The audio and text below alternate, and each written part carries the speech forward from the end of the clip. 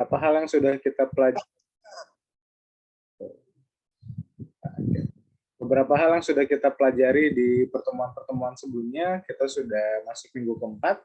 Di 3 minggu pertama kita belajar terkait dengan penyajian data.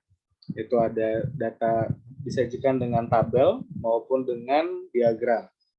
Ya, tabel itu ada beragam frekuensi biasa, ada tunggal, ada frekuensi relatif, ada frekuensi kumulatif, dan pengembangannya. Sesuai dengan kebutuhan kita, dibutuhkannya apa pada saat menyajikan data. Diagram pun seperti itu, ada diagram batang, lingkaran, garis, scatter plot, diagram jaring, diagram peta. Kalau kalian pernah lihat diagram peta, itu isinya peta, terus tahu muncul angka. Itu biasanya salah satu bentuk penyajian data yang lebih alternatif, gitu ya. Atau misalkan di sejarah juga kalian mungkin pernah lihat, jarang sih kayaknya di ini nih. Mungkin sekarang udah banyak, tapi kalau kalian baca buku-buku sejarah luar, itu suka banget mereka menyajikan datanya pakai peta, gitu ya. Di tahun ini manusia purbanya ada di mana, itu bagi saya bagus banget penyajian datanya, gitu ya. Nggak usah pakai chart-chart yang gampang dibikin di Excel, tapi jadinya lebih interpretatif seperti itu. Lalu 2 minggu terakhir kita belajar hitung-hitung, ada banyak yang kita hitung dari pemusatan data, itu terkait dengan mean, median, dan modus, ukuran letak kumpulan data terkait dengan kuartil, desil, dan persentil, lalu ukuran penyebaran data terkait dengan jangkauan, simpangan rata-rata, ragam, dan simpangan baku. Di mana sebenarnya nggak jauh beda seperti yang teman-teman pelajari pada saat SMA, tapi di sini kita lihat di mana sih setiap ukuran, baik pemusatan, letak kumpulan, maupun penyebaran data, itu bisa bermanfaat bagi kalian.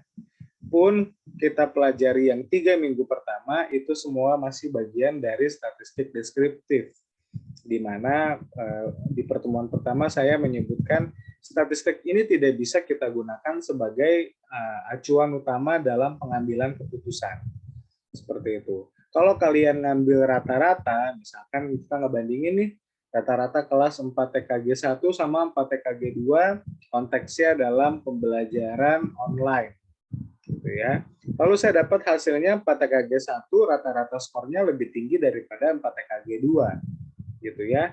Kesimpulannya apa? Udah gitu doang, ya. Nilainya lebih tinggi antara 4 TKG 1 dibandingkan dengan 4 TKG 2. Titik. Ya, nggak ada kesimpulan lebih lanjut yang menyatakan bahwa apa, misalkan pembelajaran di 4 TKG 1 itu lebih berhasil, atau pembelajaran di 4 TKG 2 tidak efektif, atau kesimpulan-kesimpulan yang lainnya. Kita nggak mengarah ke sana, belum. Ya, kalau mau mengarah ke sana nanti habis UTS kita belajar satu jenis statistik yang lain, itu yang bisa digunakan dalam pengambilan keputusan, dalam perumusan kesimpulan, seperti itu. Kita dapat nih simpangan rata-ratanya rupanya besar, gitu ya, datanya menyimpang, banyak data yang menyimpang jauh dari rata-ratanya. Apakah itu jadinya data yang baik atau data yang buruk? Itu juga belum tentu, gitu ya. Siapa tahu memang pengujian kalian dalam misalkan konteksnya bahan dan material, gitu ya, terus dilihat simpangannya besar, ya memang simpangannya besar, gitu ya, itu sudah bawaan dari jenis datanya seperti itu. Tidak bisa kita samakan dengan simpangan-simpangan kalau kita pakai kuesioner misalkan, ya, atau pakai data observasi, itu jadinya sedikit berbeda. Ini yang teman-teman harus sudah bisa lihat. Perlukah menghitung ini? Kalau perlu pakai, gitu ya. Tapi kalian levelnya sudah di sarjana terapan, itu jangan nanti pada saat skripsi kalian cukup nyari min aja selesai, gitu ya. Jangan sampai segitu doang, gitu ya. Kecuali memang kalian fokusnya bukan di perhitungannya, kalian fokusnya misalkan di tadi ya, misalkan di bahan. Itu anak-anak yang pernah saya bimbing di bahan yang memang seperti itu ya. Mereka memang banyak fokusnya di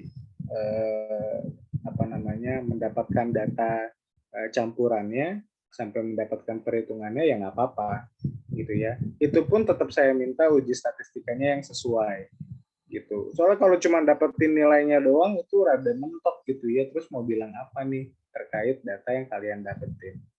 Seperti itu. Mengapa dari tadi saya ngomong seperti itu? Karena memang kita di sini tujuannya menyiapkan kalian untuk ready buat skripsi di semester depan gitu ya. Di izin of time ya, monggo. Menyiapkan kalian untuk skripsi di semester depan. Ini mata kuliah yang beriringan sama metodologi atau metodit lah intinya. Di mana kalau saya akan banyak ngomongin di bagian tengah-tengah ya, dari kita menentukan sampel, mengumpulkan data, menyajikan data sampai menganalisis. Seperti itu. Minimal kalian pasti akan menyajikan data lah setidaknya gitu ya, dalam bentuk diagram yang sesuai. Itu udah kita bisa gunakan. Kalaupun tidak sampai pakai sampling dan sebagainya, it's okay juga, tidak harus gitu ya. Tapi setidaknya penyajian dan analisis data kita sudah bisa lakukan di skripsinya masing-masing nanti. Hari ini kita akan masuk ya, kita akan mulai ke penyajian data. Kita sudah, penentuan sampel. Kita sudah selesai penyajian data. Hari ini minggu depan kita akan bahas terkait dengan populasi dan sampel penelitian. Oke, kita mulai dari populasi. Definisinya adalah wilayah generalisasi yang terdiri atas objek atau subjek yang mempunyai kualitas dan karakteristik tertentu yang ditetapkan oleh peneliti untuk kita pelajari, lalu kita tarik kesimpulannya. Oke, jadi di sini kita umumkan, kita apa ya bahasa yang lebih mudahnya, kita tentukan, ya, kita batasi. Kita mau meneliti objek atau subjek dengan kualitas atau karakteristik apa, gitu ya. Di sini kita yang batasi. Contoh, misalkan saya mau ngambil penelitian tentang mahasiswa sipil terhadap mahasiswa sipil. Berarti yang mempunyai kualitas dan karakteristiknya tersebut ya kalian-kalian yang memang terregistrasi gitu ya, terdaftar di jurusan teknik sipil. Seperti itu. Kalau kalian punya teman di jurusan lain, di kedokteran, di pendidikan, di pertanian dan sebagainya, karakteristiknya berbeda. Gitu ya. Sama-sama mahasiswa iya, tapi bukan mereka yang karakteristiknya mau kita lihat gitu ya. Mungkin yang saya mau tanya terkait dengan praktikum. Kalau praktikum ya mungkin anak pendidikan, anak komunikasi itu kualitas dan karakteristiknya berbeda gitu ya. Pun anak mesin atau anak elektro punya praktikum sama-sama teknik, jenis praktikum yang dilakukan pun berbeda gitu ya. Jadi di sini kita memang sebagai peneliti yang membatasi gitu ya. Kalau konteksnya kalian nanti skripsian, ini biasanya populasi sampel ini adanya di anak-anak MK gitu ya. Dibatasi untuk mereka yang sudah memiliki sertifikat gitu ya, sertifikat tertentu. Dibatasi oleh mereka yang latar belakang pendidikannya minimal D3 gitu ya. Biasa kalian yang menentukan kualitasnya apa sih supaya pertanyaan kalian bisa terjawab dengan baik. Populasi sendiri bukan hanya orang, tapi bisa juga objek dan benda-benda alam yang lain. Oke, jadi kalau kita bicara tadi misalkan di bahan kalian penelitiannya mencari sesuatu, biasanya eksperimen kalau di bahan itu yang saya tahu, mencampur sesuatu, mengubah sesuatu, ada yang divariasikan dan sebagainya. Yaitu populasi kalian berarti ya objek yang kalian lakukan, kerjakan. Seperti itu. Meskipun memang tidak banyak di state, biasanya kalau yang banyak diklaim itu kalau penelitiannya terhadap manusia, gitu ya. Karena memang pemahaman ini pemahaman turun temurun, ya. Kalian dari belajar biologi pada saat SD, SMP, SMA pasti dikasih taunya populasi itu ya makhluk hidup gitu ya. Populasi padi di Indonesia, populasi apa dan sebagainya. Padahal enggak, ya. Kalau kita bicara benda-benda mati pun itu juga bisa termasuk menjadi bagian dari populasi seperti itu, ya. Tapi ya nggak apa-apalah gitu ya. Setidaknya kalau kita ngomongin orang, kalian ngerti bahwa populasi itu kalian tentukan sendiri karakteristik apa yang mau dilihat. Oke, populasi bukan hanya sekedar jumlah yang ada, tetapi meliputi seluruh karakteristik atau sifat yang dimiliki. Oke, bukan hanya sekedar jumlah. Kalau saya mau ngambil populasi saya terkait dengan kepala pemerintahan di Indonesia, gitu ya. Presiden kan sedikit ya secara jumlah, yang hidup aja tinggal 3 kayaknya, ya. Ada Pak SBY, Bu Mega, Pak Jokowi, udah gitu ya. Apakah boleh saya tambahkan pemimpin daerah yang lain? Jawabannya tidak. Ya, apakah boleh saya tambahkan keluarganya, anaknya, suaminya, istrinya? Jawabannya tidak. Ya, pemimpin hanya satu. Ya, pada 5 tahun sekali, bisa 2 periode, hanya boleh satu. Seperti itu. Sehingga populasi saya memang sedikit. Berdasarkan jumlah hanya 3 orang. Tapi itu populasi saya, gitu ya. Nggak bisa saya tambahin Rizik, gitu ya. Nggak bisa saya tambahin Tiara. Seperti itu. Di dalam populasinya supaya jadi banyak, supaya jadi 30 lah minimal gitu ya. Nggak bisa seperti itu. Ya, kita harus melihat sesuai dengan karakteristik atau sifat apa yang kita miliki. Oke. Lalu ini jenis-jenis populasi, ini saya ambil 2 jenis saja terkait dengan jumlah. Itu ada 2, populasi terbatas dan tidak terbatas. Populasi terbatas, izin ke toilet ya. Populasi terbatas misalkan pengaruh rest area pada ruas jalan tol di Jakarta. Ya, rest area pada ruas jalan tol. Nggak semua ruas jalan tol ada rest area. Gitu ya. Setahu saya ada peraturannya untuk bentang berapa kilometer baru ada rest area gitu, lupa. Gitu ya. Sehingga terbatas ya, apalagi dibatasi di Jakarta. Gitu ya. Rest area di Jakarta berapa sih? Kalian mungkin bisa hitung pakai 2 tangan gitu ya. Untuk mendapatkan datanya itu ada seberapa banyak gitu ya. Kalau yang tidak terbatas itu yang kita nggak benar-benar tahu jumlahnya seberapa banyak. Ya, sebenarnya jumlahnya bukan artinya tidak terbatas sama sekali nggak terbatas ya, pasti ada angkanya. Tapi untuk mendapatkan jumlahnya kita kesulitan untuk mendefinisikannya. Contoh penelitian pada pengaruh pendidikan terhadap pertumbuhan ekonomi dunia.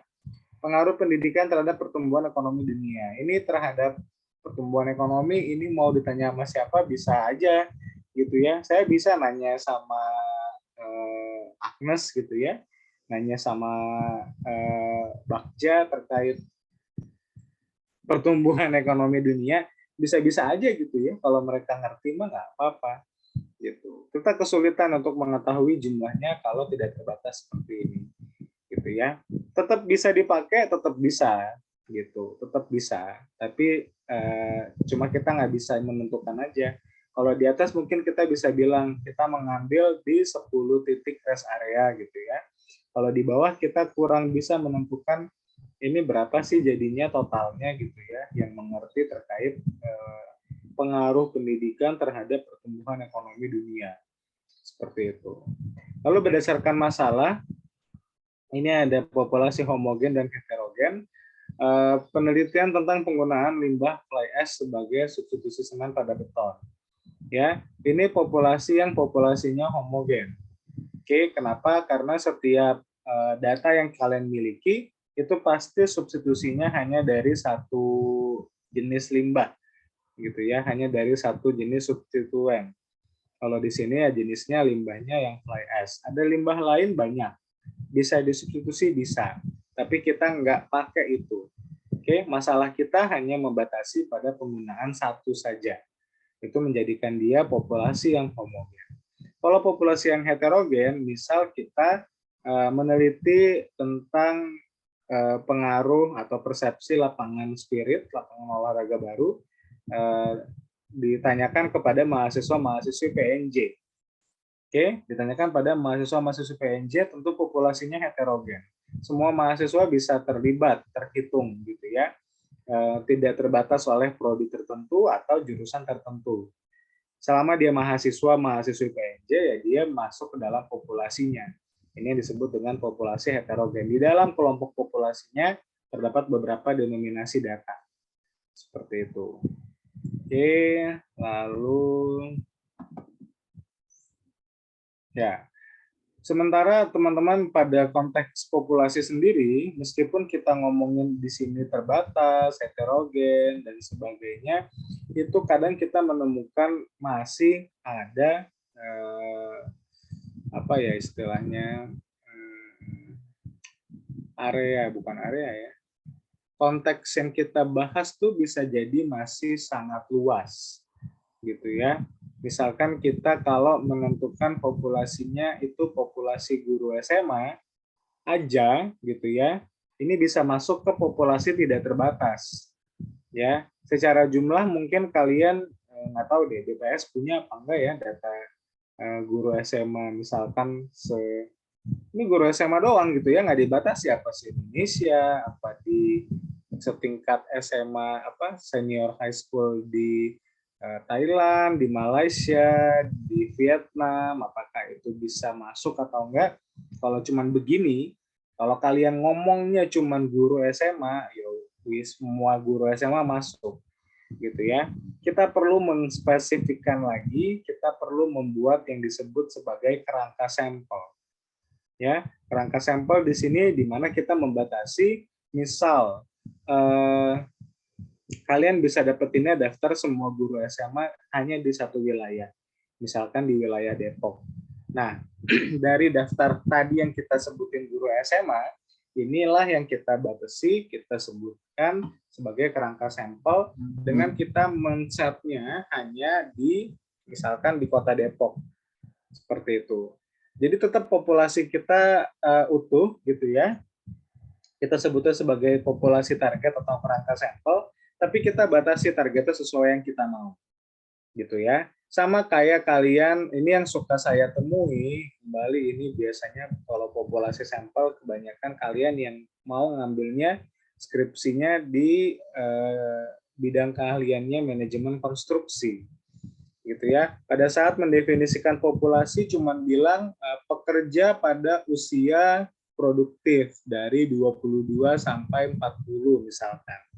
Ya, 22 sampai 40 tapi nggak disebutin pekerja di mana.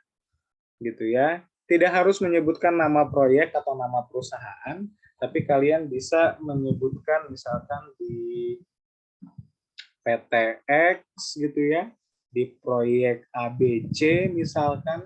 Jadi kalian memang membatasi itu hanya pekerja, hanya tukang atau apapun itu yang kalian jadikan responden itu sesuai dengan target kalian, makanya disebut populasi target atau kerangka sampel. Seperti itu. Kalau kalian bilangnya hanya pekerja produktif di usia 22 misalkan ya, atau enggak 18, kalau lulus SMA kan udah bisa kerja juga sebenarnya. 18 sampai 40 sampai 50 gitu ya, itu semua pekerja bisa, saya juga masuk ke populasinya gitu ya. Saya juga pekerja kan, meskipun bidangnya beda. Seperti itu. Itu penting yang teman-teman harus lakukan penentuan target atau kerangka sampelnya. Dari populasi target ini, itulah kita masuk ke istilah yang kita sebut sebagai sampel. Sampel adalah bagian dari jumlah maupun karakteristik dari populasi yang sudah kita state. Oke, jadi yang kita tentukan populasinya. Ya, perlu diperhatikan bahwa yang kita tentukan populasinya, bukan sampelnya. Dari populasi baru kita potong karena apa? Pertama, misalkan jumlahnya terlalu besar. Ya, penelitian terhadap sipil 1 PNJ aja berapa manusia ya? Berapa warga kita? Satu prodi 4 kelas, prodinya ada 4, 16. ada prodi yang bertiga satu angkatan. 16, anggaplah 20 ya. 20 kelas ada 20 orang misalkan, itu sudah ada 4.400 ya. 20 kelas 20 orang tuh 400. Sedikit juga ya rupanya ya, nggak banyak-banyak banget. Oh, 8 deng. Kan satu prodi itu ada TKG 1, TKG 2 ya. Bisa hampir 1.000 manusianya. Ya, capek juga ngumpulin datanya ya kalau harus semuanya terkumpul. Ini mungkin yang suka saya kejar-kejar tiap tahunnya Namira. Tiap tahun ada aja kuesioner dari jurusan ya terkait prasarana apa segala macam. Tapi memang nggak semua gitu ya. Bahasanya saya aja gitu ya. Ini belum semuanya kumpul gitu ya. Nunggu semua kumpul mah capek juga gitu ya. Kita menentukan jumlahnya, karakteristiknya selama yang mengisi benar gitu ya. Terkait dengan kuesioner kepuasan yang mengisi ya anak sipil gitu ya. Jangan diisi sama tetangga kalian gitu ya. Karakteristiknya beda. Oke. Yang kedua, mengapa kita perlu mengambil sampel kalau kita memiliki banyak keterbatasan? Ini yang menjadi alasan teman-teman pada saat skripsi itu bisa ngambil sampel karena itu tadi ya, kita memiliki kendala baik secara dana, baik secara tenaga. Kalau skripsi kan mungkin dikerjakannya hanya satu orang, apalagi waktu ya. Ini juga waktu kan terbatas sekali. Kita nggak setiap saat bisa untuk ada di lapangan, ngambil data dan sebagainya. Yang penting sampelnya mewakili dan merepresentasikan populasi. Tadi ya, kalau kita sebutin pekerja di proyek tertentu, ya berarti pekerja di proyek tersebut. Gitu ya. Jangan kita ambil lagi mentang-mentang orang tua kita punya tukang gitu ya. Kita minta tukangnya orang tua kita yang ngisi gitu, nggak nyambung. Ya, mentang-mentang kalian mungkin tetangga kosnya dari jurusan lain akrab-akrab, mereka juga disuruh ngisi terkait surveinya anak sipil gitu ya. Itu juga nggak masuk, nggak sesuai. Seperti itu. Lalu, low band sebentar. Saya ambil charger dulu.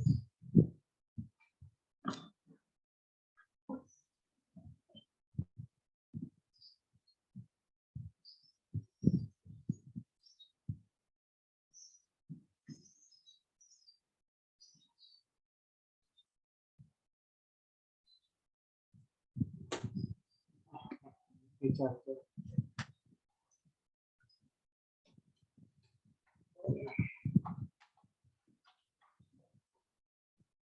Oh ya, panas ya.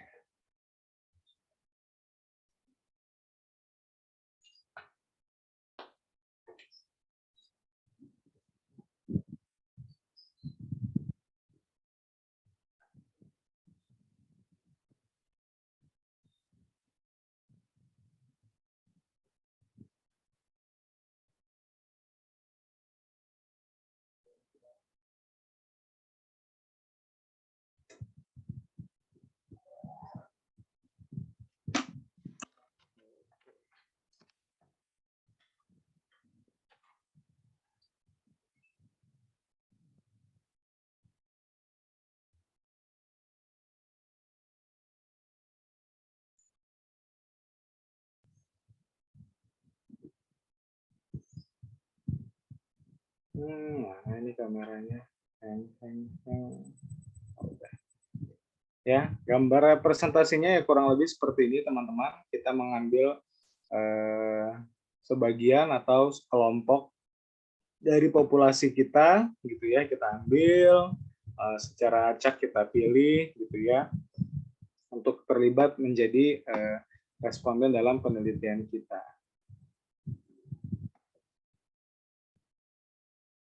Oke. Sedangkan hubungan populasi dengan sampel sendiri, tadi seperti saya bilang, populasi adalah karakteristik orang-orang yang karakteristiknya ingin kita ketahui. Sedangkan sampel itu sebagian yang diambil dari populasi. Oke, mudah memahaminya seperti ini. Mungkin teman-teman ada yang apakah sudah semua, mungkin belum ya, tapi mungkin sudah pernah ke rumah sakit gitu ya untuk diambil sampel darah. Ya, misalkan kalian ada kena gejala tipes atau DBD, itu kan biasanya diambil sampel darahnya, gitu ya. Sampel darah yang diambil itu kan merepresentasikan satu badannya kalian, gitu ya. Nggak mungkin Maya cuman dicetek jarinya, terus hasilnya, oh jarinya Maya sakit gitu ya, nggak begitu kan. Yang sakit kan satu badannya, satu orangnya, seperti itu. Itu mengapa sampel yang diambil merepresentasikan populasi. Kesimpulan yang kita sebutkan, jadi Maya sakit apa enggak, sembuh apa enggak gitu ya. Kalau misalkan kita bicara trombositnya, apanya segala macam, itu sudah di angka normal atau tidak, itu terhadap satu badannya dia gitu ya. Meskipun yang dijetekin mungkin cuma jarinya atau mungkin dari nadinya diambil darah gitu ya. Nadi mah buat infus seperti itu ya. Atau misalkan COVID juga yang pernah antigen, izin ke toilet ya monggo, yang pernah antigen gitu ya, kan dia cuman ngorek apa ya bahasanya, ngambil sedikit aja dari cairan di hidung gitu ya. Teman-teman kan nggak diminta suruh buang ingus kencang-kencang gitu ya, atau yang lain-lain. Itu sama juga ya. Yang pernah ngambil sekolah kedinasan pernah tes urin. Nah, urin yang diambil kan juga cuma satu kali, nggak setiap hari kalian kumpulin gitu ya. Urinnya baru biar dapetin kondisi tubuhnya seperti apa, enggak ya. Memang seperti itu, dan itu representatif ke populasinya. Kalau di biologi tadi misalkan itu ya di badan kalian. Sama seperti kalau kita ngambil konteksnya di sipil. Kalau populasinya sudah kita batasi jelas, misalkan penelitian terhadap campuran bahan tertentu, penelitian terhadap pekerja di proyek tertentu, penelitian dengan struktur bangunan dengan variasi tertentu, ya kita tinggal mengambil sampel berapa kali sih kita harus melakukan pengujian, berapa respondensi yang harus kita ambil, berapa data yang harus kita olah supaya bisa merepresentasikan populasi tadi. Kesimpulannya itu berlaku untuk populasi, gitu ya. Kita nggak bilang bahwa campuran fly ash itu bagus hanya di Politeknik Negeri Jakarta. Enggak ya, itu secara umum campurannya bagus gitu ya. Kita nggak batasi itu hanya di Depok, hanya di PNJ dan sebagainya, tidak ya, meskipun mungkin pengambilan datanya tertentu seperti itu. Sama kayak penelitian tadi terhadap pekerja di proyek gitu ya. Mungkin kalian hanya ngambil satu site atau hanya ngambil satu pekerjaan, karena pas magang tuh pas ngambil data cuman pas lagi di pekerjaan, misalkan pekerjaan struktur atas gitu ya. Udah lewat nih buat pekerjaan, jenis-jenis pekerjaan yang lain atau belum mulai gitu ya.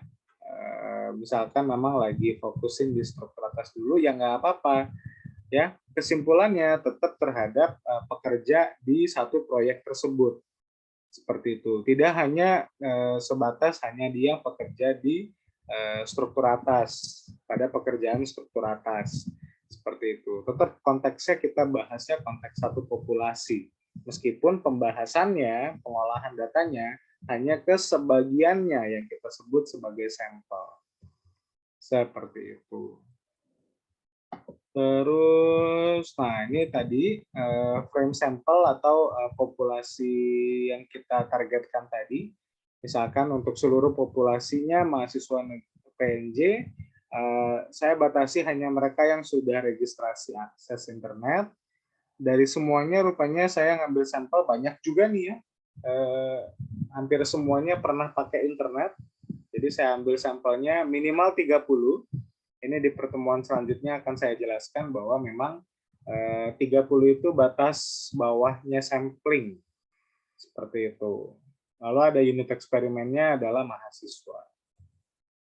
Oke, sedangkan bagaimana cara memilih sampling, bagaimana cara menentukan sampel yang tepat, itu yang kita sebut sebagai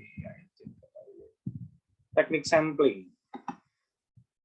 Oke, Teknik sampling adalah proses pemilihan jenis sampel dengan memperhitungkan besarnya sampel yang akan dijadikan sebagai subjek atau objek penelitian. Pemilihan sampel haruslah representatif tadi, ya, mewakili populasi baik secara karakteristik maupun secara jumlah. Ya, yang namanya sampel selalu lebih sedikit dari populasi.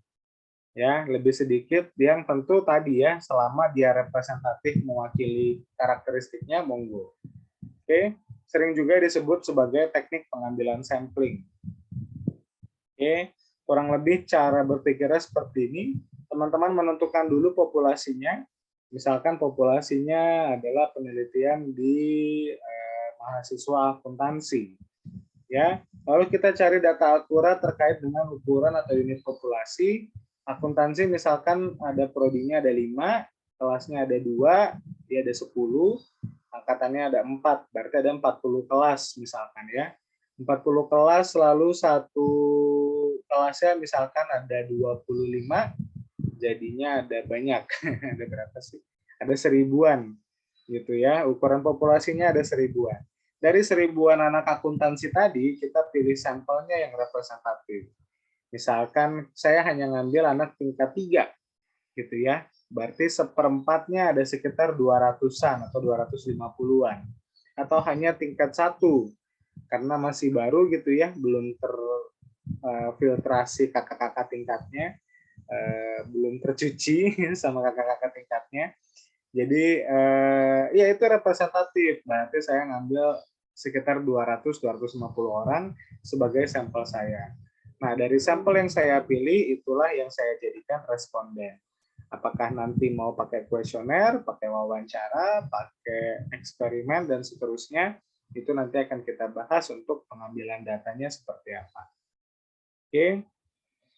Nah, teknik sampling sendiri terbagi dua, teman-teman. Ada teknik dengan cara probability sampling, ada yang non-probability sampling. Oke. Yang probability sampling ini contohnya misalkan sekarang yang pakai kacamata itu Maya pakai nggak? Oh, Maya pakai 1, Namira pakai 2, Zahira 3. Kayaknya Marins pakai deh. Marins nggak pakai kacamata. Marins pakai kacamata nggak sih? Pakai, Pak. Cuma lagi nggak. Cuma lagi nggak pakai. 4. Rifan juga 5. Alivia, nah, Sakti enggak, Maki enggak. 6 dari 24 ya. Saya tahu ya populasinya ada 24, di TKG 1 ada 6 orang pakai kacamata, berarti peluangnya jelas.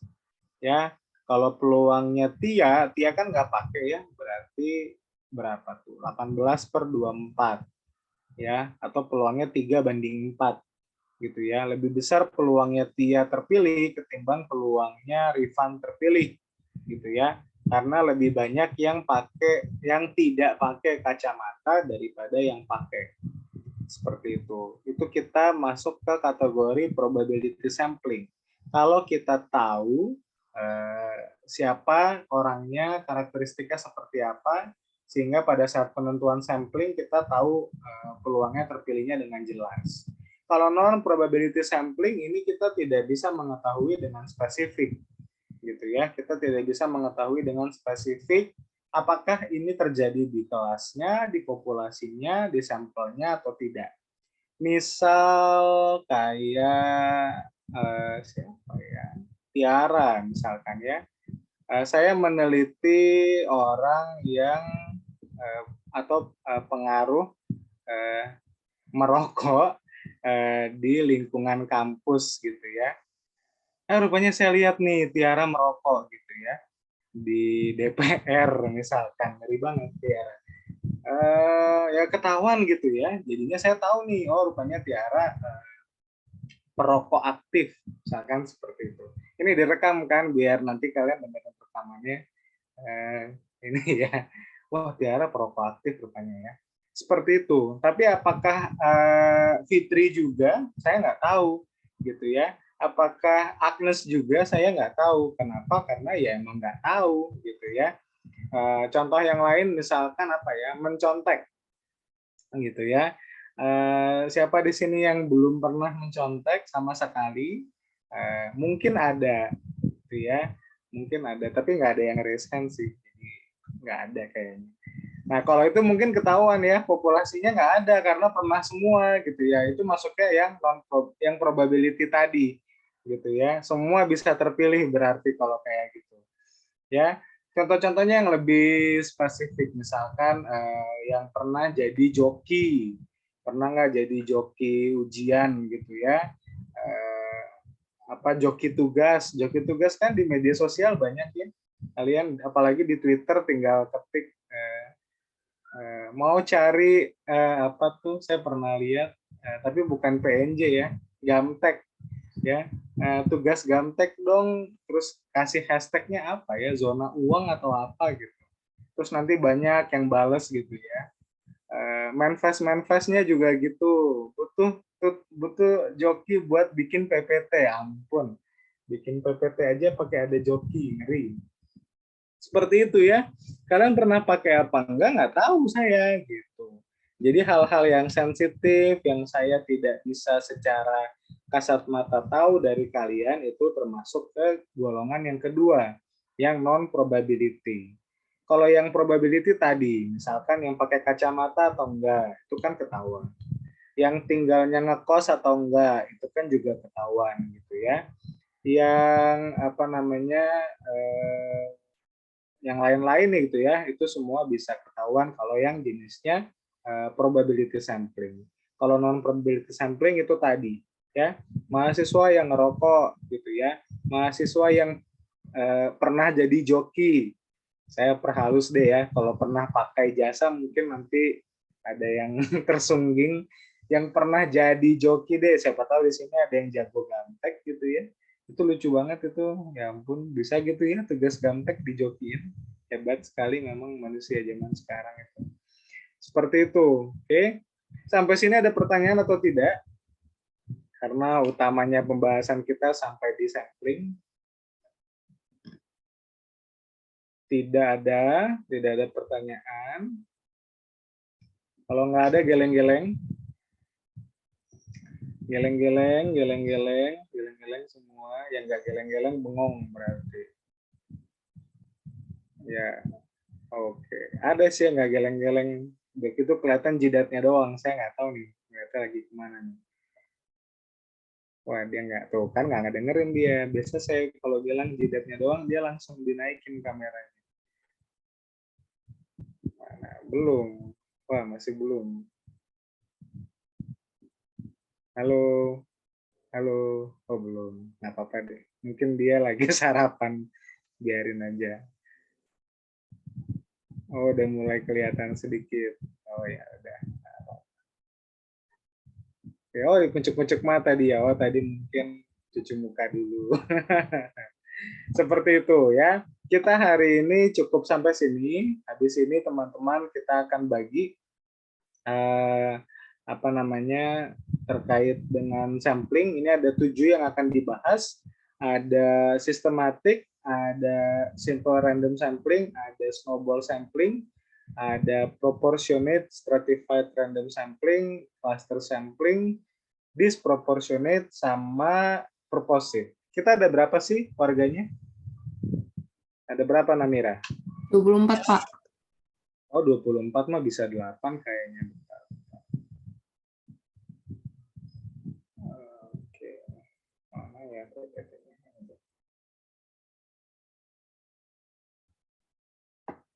Kalau 24 mah dapat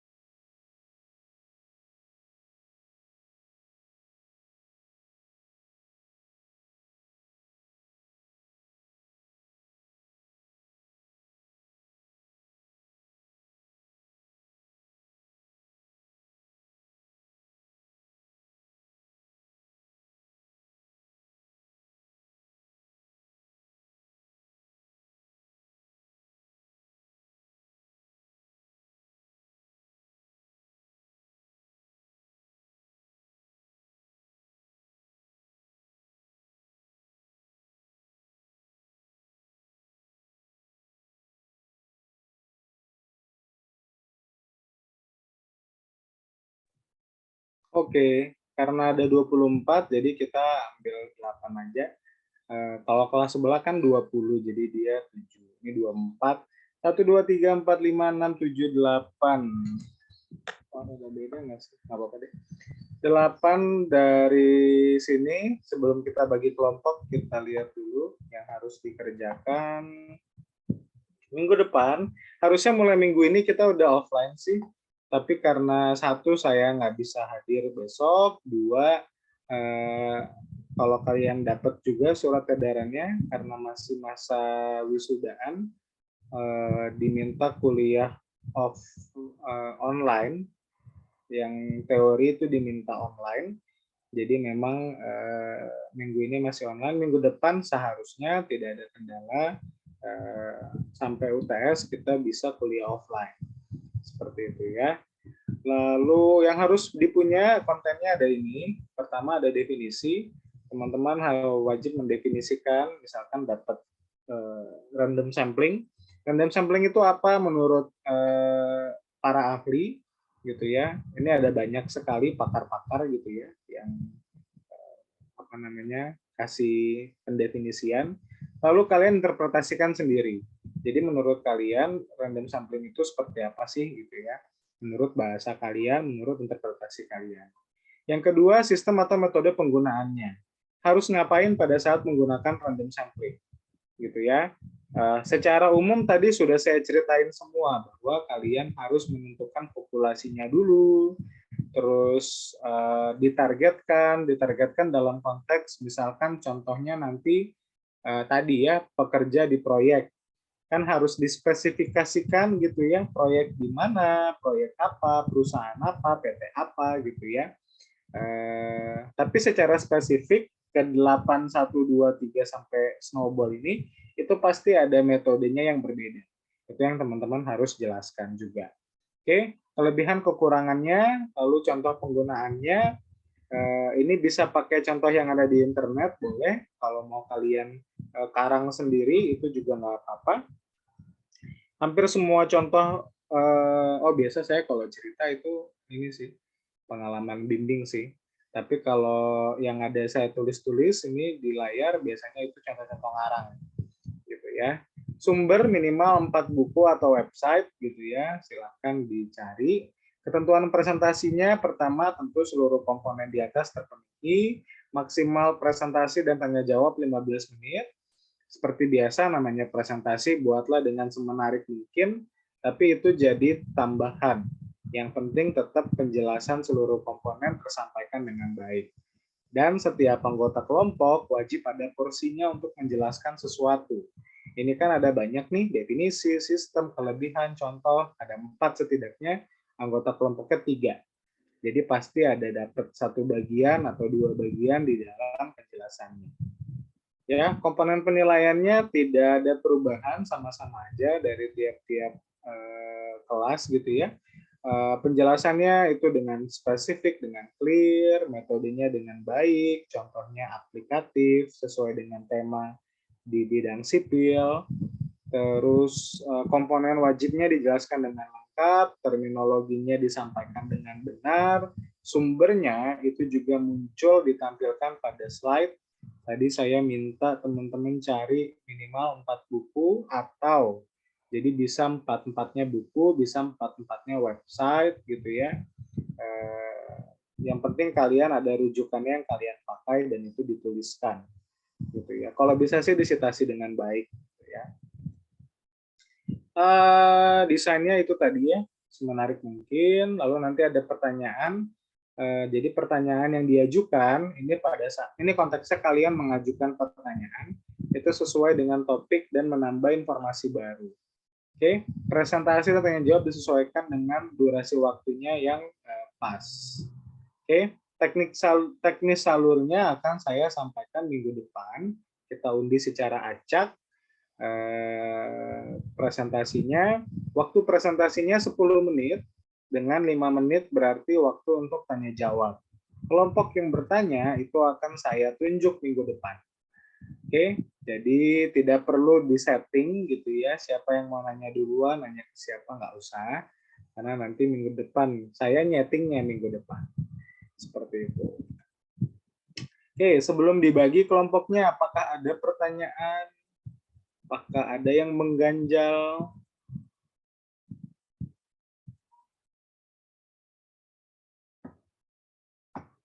Tidak ada. Ini ada berapa sih manusianya? 22. Siapa yang belum datang sampai sekarang? Oh, Sultan udah. Sultan udah ada, berarti Saya sama Kevin, Pak. mana Kevinnya? Mana kamu? Bisa. Kita berdua, Pak. Udah beres belum Udah. itu bengkel? Udah. Udah, Pak. Udah Udah, Pak. aman, Pak. Nggak tahu ya? Tahu nggak sih?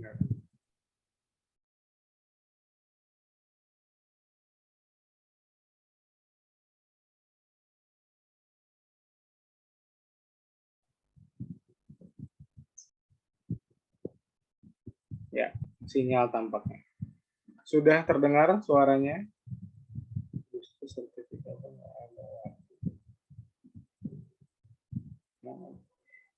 Sultan sama Kevin, berarti yang nggak ada siapa? Hamzah ya? Hamzah. Oke. Namira, laki-lakinya berapa, perempuannya berapa? Perempuannya 11, Pak. Laki-laki 13. Oh ya. Bentar. Your internet connection is unstable. Oke. Namira aja deh, tolong dicatat ya Neng ya. Kelompoknya saya sebutin random. Ya, Nanti Pak. tolong langsung dikirim ke grup ya. Perempuannya 11, wes perempuannya dulu deh. Alivia 1. Ya, Alivia 1, Agnes 2. Alivia 1, Agnes 2, Fitri 3. Fitri 3, Indri 4. Indri 4, Namira 5. Namira 5, Zahira 6.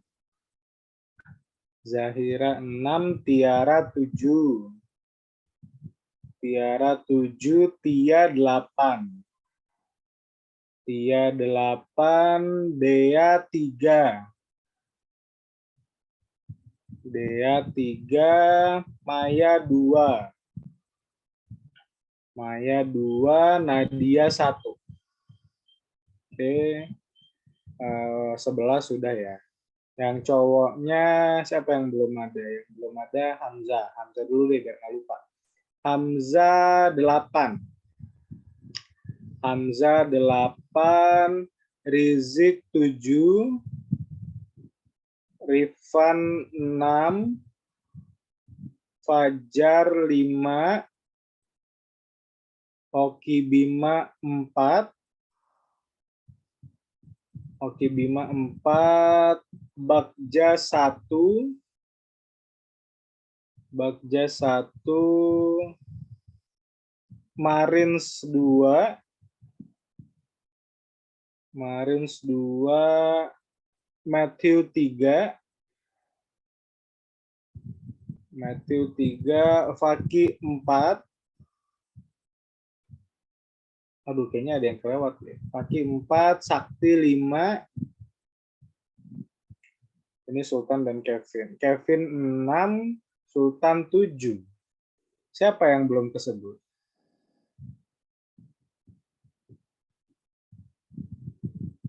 Billy, Pak. Siapa? Billy. Oh, Billy. Billy nggak tahu ya, emang nggak Billy. Billy 8 berarti. Tadi ada Billy. Billy 8. Monggo dikirim ke grup aja langsung.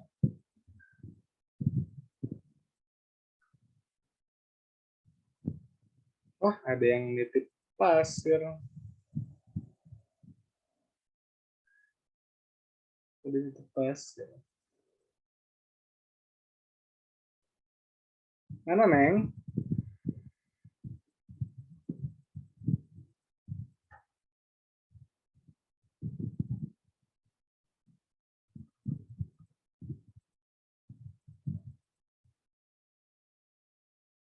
Masih grupnya.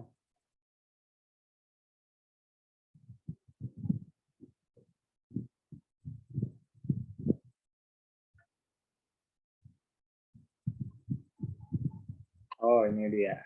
Alivia, Nadia, Bagja, Agnes, Maya, Marus, Fitri, Dea, Matthew, Indri, Oki, Faki, Namira, Fajar, Sakti, Zahira, Rifan, Kevin, Tiara, Rizik, Sultan, Tia, Hamzah, Billy.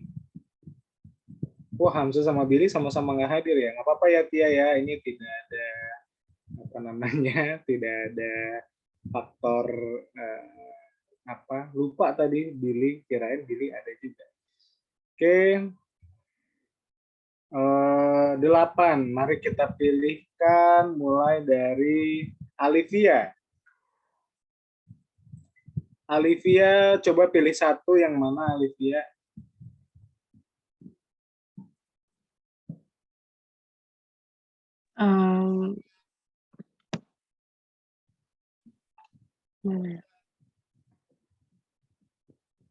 Systematic sampling. Apa? Systematic sampling. Sistematik. Berarti systematic sampling buat kelompok 2 dipilihin sama Alivia. Systematic sampling 2. Oke. Selanjutnya Agnes. Agnes.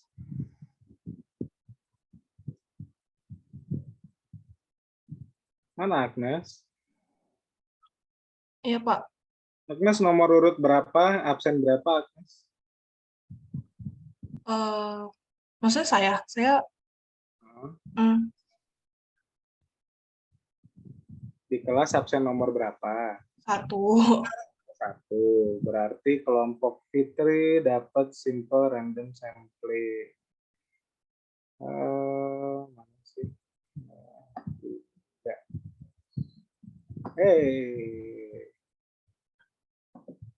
Salah. Agnes absen 1 simple random sampling. Oke.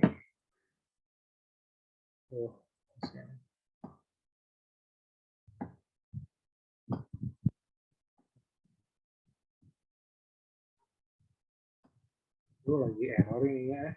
Jadi selanjutnya Fitri.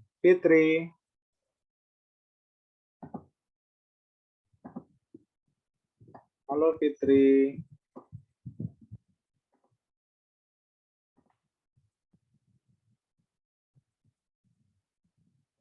Mana Fitri? Apakah tidak bisa bersuara? Bentar, Fitri ada tadi.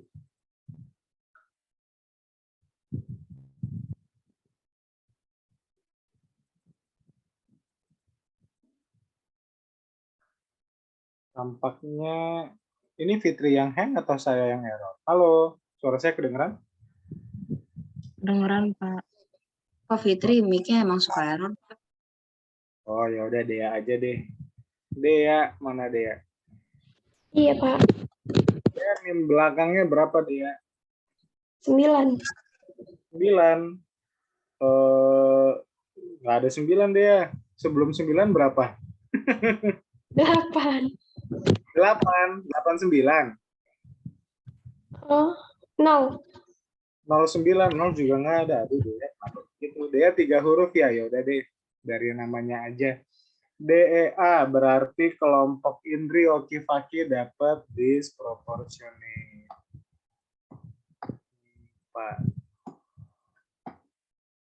Oke, terus ada Namira. Ya, Pak. Namira berapa absen nomor induk, nomor IM apa sih? Nomor induk mahasiswa, NIM. 7, Pak, belakangnya. 7, belakangnya 7. Berarti kelompoknya Alivia dapat kuota sampling 1. Oke, kita mulai dari belakang. Tia, mana Tia? Halo Tia. Iya, Pak. Dia lahir tanggal berapa? Tanggal 7, Pak. Tanggal 7. Bulan? Bulan sekarang. Bulan sekarang teh bulan berapa sih? Bulan 10. bulan 10. Bulan 10 tanggal 7. Wah, nggak ada juga. Tia urutan berapa absen? Absen ke 22. Oh, bingung dia.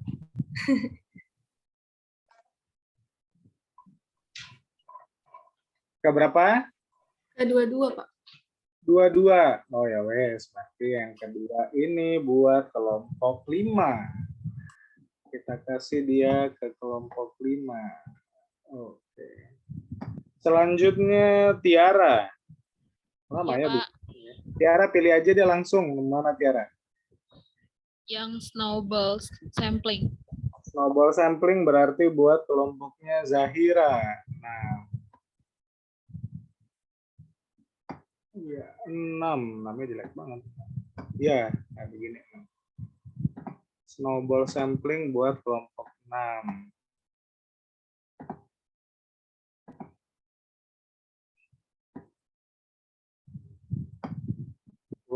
Apa sih? Nah, nanti aja lah. 6 terus berapa lagi? Tadi siapa sih Tiara ya? Zahira. Ya, Pak. Zahira pilih lagi aja satu yang mana? Antara cluster sama purposive. Cluster, Pak. Cluster. Zahira di saya tuh lebih dekat posisinya sama Tiara. Berarti 7-nya buat Tiara. 8-nya buat si kelompoknya Tia. Oke. 1, 2, 3, 4, 5, 6, 7, 8. Kelompok 1, Alivia, Nadia, Bagja. Oke, kita mulai dari atas saja deh. Simple random sampling, kelompok 3, Fitri, Dea, dan Matthew. Ini bisa dibilang yang paling mudah, tapi paling banyak penjelasannya. Jadi monggo dipertimbangkan, kalian punya waktu hanya 10 menit. Yang sudah-sudah, yang sebelum-sebelumnya, biasanya kelompok ini kelompok terlena. Ya, jadi karena penjelasannya banyak, yang dijelaskan ada banyak, jadinya suka lupa. Gitu ya. Suka lupa terus waktunya habis jadinya kurang ya. Jadi diperhatikan baik-baik nanti. Kelompok 5 dan 4, 5 ada Namira, Fajar, Sakti, 4 ada Indri, Oki, Faki. Kalian itu serumpun, proportionate dan disproportionate. Mungkin nanti dibedakan apa sih yang membedakan yang proporsional sama yang disproporsional, yang tidak proporsional. Baik dari kelompok 5 maupun kelompok 4. Apalagi ini kan ada kelebihan kekurangan. Ini nanti kita bisa lihat clear banget antara kelompok 5 sama kelompok 4. Dan kapan makainya. Ya, kapan makainya ada di metode. Ya, jadi dua ini memang mirip gitu ya. 7 Tiara, Rizik, Sultan, cluster sampling it's okay. Systematic sampling Agnes, Maya, Marins juga oke. Purposive sampling itu kelompok 8, Tia, Hamza, dan Billy. Ini jenis non-probability sampling barengan sama kuota dan snowball. Oke, nanti kita akan lihat si 8, 1, dan 6 bedanya apa sama si 3, 5, 4, 7, dan 2. Gitu ya. Sedikit catatan, di sini saya nyebutin ada 10 nama. Ya. Kalau kalian nanti nyari, ini kan sumbernya, kalian nyari beberapa ya. Di sumber-sumber lain ada yang menyebutkannya lebih banyak, ya, menyebutkannya yang tidak ada di sini. Ini biasanya yang saya kalau pernah cari ini ketemu case-nya di bidang sipil, gitu ya, entah di skripsi atau di penelitian yang menggunakan sampling-sampling seperti ini. Sampling yang lain ada, cuman biasanya nggak digunakan seperti itu. Oke, apakah ada pertanyaan dari masing-masing kelompok, masing-masing kalian, monggo.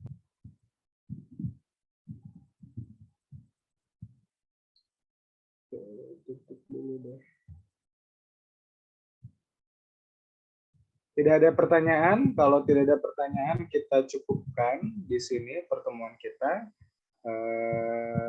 Pada pertemuan hari ini, minggu depan secara offline seharusnya semoga tidak ada kendala lagi untuk perkuliahan.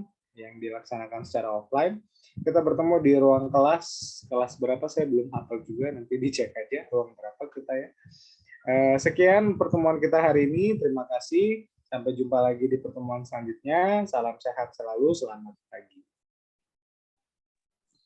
Pak.